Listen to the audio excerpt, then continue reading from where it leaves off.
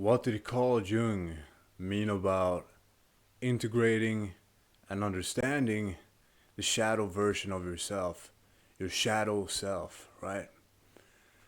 Well, it's a complicated and in-depth question to ask, and it's by nature is a complicated question because you're dealing with a layer of the unconscious, right? Meaning you're not conscious of it. To become conscious of it requires a certain amount of effort on your part. Being uncomfortable with that work, about finding out what's hidden in the shadow. Shadow means it's hidden, right? It has to be found, it has to be digged out in a way. And the more I learn about it, the more uncertain I sort of become about the topic. And there's a lot of people on YouTube that want to claim they know what it is, but this is actually coming from a guy that's studying Carl Jung. I read his work, and I read, so you don't think like I'm just some guy making up something here. I read like 6, 7 books of him, right? So I sort of have an idea what it is, and from his own work, the more I get a concept of it, the more complicated it becomes. Understanding what the shadow is, right? So there are two shadows: your own personal shadow, right? And then there is the collective shadow. The collective shadow, you might say, is all the evil going on, all the darkness that we try to rationalize with our ego, usually for it being for a good cause, wars being for a good cause, certain aspects happening in society that are really damaging, our well-being and people around. But our ego, our desire for conquest, is convincing us that it's for a good cause. Our narcissism on social media, for instance, that's become sort of a shadow as well, where we're not aware of why we want validation, why people are hating on other people, why people are jealous, right? These sort of dark, hidden aspects of ourselves that we're always pointing the finger at other people. And it's very present in today's modern society, right? Now, where should I start?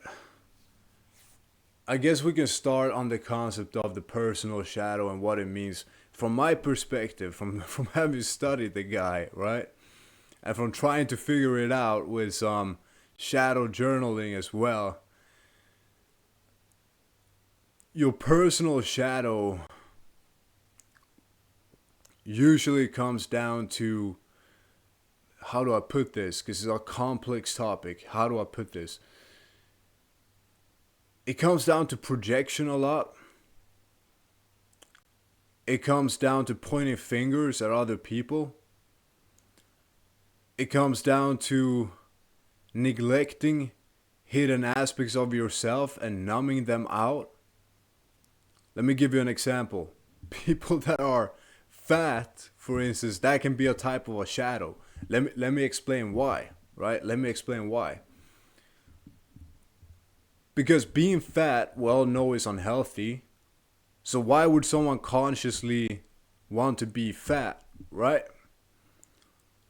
Well, if they're dealing with a shadow of depression, maybe stemming from their childhood, or a shadow of anger, and they have been taught to repress that anger, or they have been taught to repress other emotions that are unwanted in today's society, like rage. If they have been taught to repress these emotions, a good way to repress them and not confront them is to numb your emotions with dopamine hits from junk food. To not have to deal with these dark emotions, so to speak, right? That's a type of a shadow. It can also come from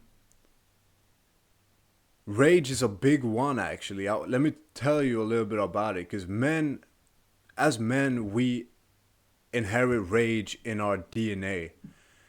It's a part of our shadow, and it's also a survival mechanism. We've been taught so much to repress it that we sort of flee from it, and it comes out in other ways. It comes out in passive aggressiveness, you know? That's also a shadow. Anger, suppressed anger. Instead of dealing with our own anger, finding out why are we angry, right? Well, maybe I'm actually really angry about this, about that happened to me when I was young. Maybe I'm really, really angry about that, or that person did something that really, really made me angry. It's not about pointing the finger. It's about realizing your own emotions, your own dark emotions, right? Or maybe we feel envy of something someone else have, right? Maybe we feel a certain emotion of we want revenge for something that someone did something wrong to us. We want revenge. And instead of digging in these emotions, try to figure out why we have them and try to figure out if we can maybe use them productively, but that will require a lot of effort, right? Because to be productive with rage, you sort of need a lot of physical exercise. Maybe you need to sprint. Maybe you need to box. Maybe you need to lift heavy weights at the gym, right? Maybe you also need to write a lot. Maybe you need to sit and meditate, be with the emotions, to figure it out why you have them, and come to the root of why they're there, why we have them, because otherwise you wouldn't have them. There's nothing wrong with having these emotions, with having a shadow. It's nothing wrong with it. It's inherent. Is that the right word? English is not my natural language, but yeah, we inherit these emotions. They're part of our DNA. Now, should you use them toward other people? Certainly not. Because these are emotions that, people are using them. But they're using it for a good cause. In wars, for instance. You see what I mean? That's a collective shadow. Rage in a good cause. Anger in a good cause. Revenge, like in a good cause. But is there a good cause for these emotions, or are they inherently evil and dark and just a part of us? Right? That's really where I'm coming with this. So, these dark emotions, I view it, and after studying Carl Jung as well, the way I view it is sort of like envision a monster inside of you. I believe that inside of each man there is a monster. He's willing to do evil things to survive. It's a will to survive. It's adrenaline, right? It's vicious. It's vicious in its nature. Like a serpent almost. Like a poisonous serpent, right? Vicious. No empathy, no compassion, none of that. And to sort of dig into that and recognize it can be thrilling, because it means it's a part of you. It's a part of your being, right? But then comes the question, is it better to be aware of it or better to keep it hidden? Well, obviously, you can't hide from the shadow because it's there. So you want to become aware of it. You want to integrate it productively. you want to integrate it productively towards some creative purpose, right? I'm not saying to wallow in the shadow all the time, because no one can live like that. But being aware of it makes you whole. It makes you complete. And you see it in kids. Kids can be vicious. And they act out on it, right? As adults, and as we have more testosterone as men as well, as we grow up, we have to learn how to use these emotions productively. Because otherwise, projections take place. We start blaming other people. That person did that wrong. That person, and maybe they did something wrong, but you still have the emotions, and you have to deal with the emotions, right? You still have to deal with your shadow. Just because other people might not be dealing with their shadow, you can always separate yourself from them, right? But you can't hide from your own. Now the collective shadow is a bigger topic. And like I said, like the more I study Carl Jung, the more it's hard to find the correct answer to it because it's so complex. And I'm not even fully, I'm not aware of my own shadow. All right. I might be to a slight degree, to a certain degree, but there is so much hidden there. And I don't think in my entire lifestyle I will be aware of all of it. Maybe at some point, but it's in the unconscious, it's hidden, right? It requires effort to even get to the root of it. But let me tell you, one way suppressing it comes out in day to day. It comes out in passive aggressiveness. It can also be a cause for depression. It can be a cause for a lot of addictions. And the reason for this is because of suppression of who you actually are, what's inherited to your DNA. If you can't accept who you are, the easiest way to live is to numb yourself, right? To live a numbing life, video games,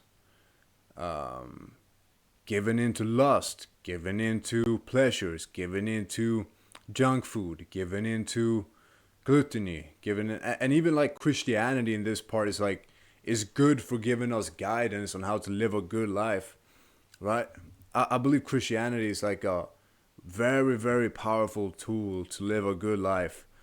Jesus Christ showing us the way, right? How to be a good man. Because we do inherit these dark traits. You know, otherwise we wouldn't need a savior. You see what I mean? I hope I'm getting somewhere with it. I hope it makes sense. I'm going to make a follow-up video on the shadow. Get some more information on it, but the thing is, information is only useful so far because the knowledge of the shadow is hidden and you have to find it from within. But I would just say this: if you are looking to integrate your own shadow, right? Start with meditation, all right? Sitting with your emotions and accepting them. If guilt comes up, accept it. If anger comes up, accept it, right? If shame comes up, accept it. If rage comes up, accept it. If envy comes up, accept it and let it pass. Sit with it like a cloud, fleeting. The brighter the light, the darker the shadow. That's a quote from Carl Jung, right?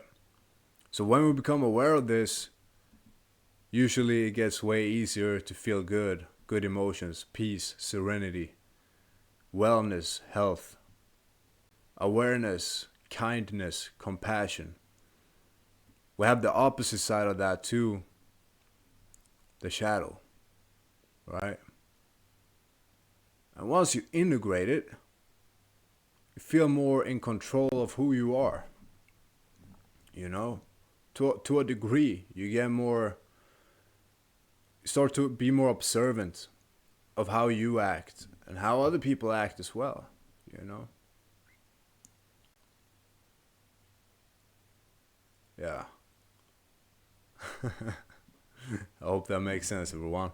And I will see you guys tomorrow. Hit the like if it was useful and subscribe as well. I'm dropping a new video every single day. Thank you all for watching, everyone, and peace.